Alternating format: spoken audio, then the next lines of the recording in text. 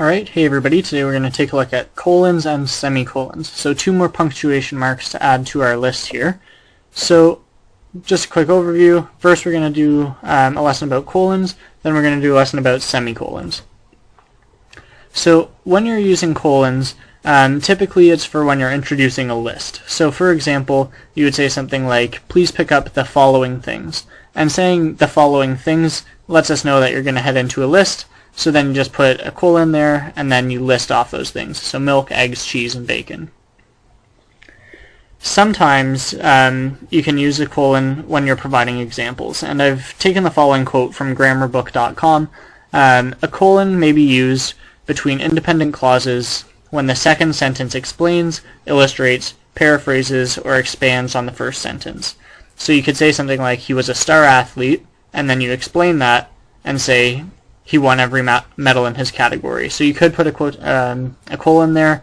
Personally, in a situation like that, I prefer a semicolon, but technically you could manage with a colon itself. And one more time that might come up this year is if you're using a colon to introduce a long quotation, or what's called a block quote in an essay. I'm not going to get into that right now. We'll cover that when we get to our essays that we're actually going to be writing.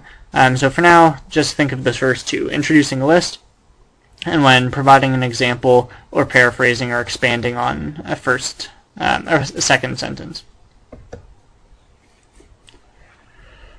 When you use semicolons, that's basically when you're joining together two independent clauses that have connected ideas. So you say something like, some people like sports, semicolon, I prefer books. So you've got two complete sentences that are somewhat similar. They're kind of about the same thing. So you would say a semicolon would separate those two just so that it shows, yes, each of these can stand on its own, but they are connected ideas. Another time you might use a semicolon is just if you have a really long sentence with some strange structure, like you've got a couple different kinds of clauses, or you're using a lot of commas, and you just want to avoid confusion. So for example, Jerome likes cooking, playing the saxophone, and comedy movies.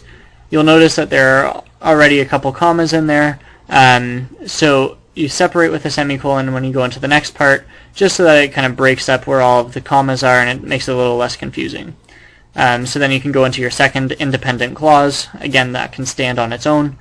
Stacy, for those reasons, liked to hang out with him. So basically you're just using a semicolon to kind of break up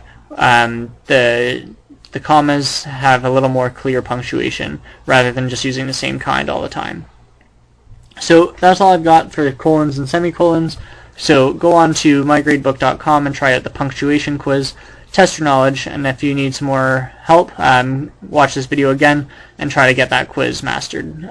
So good luck, and until the next video, I will see you later.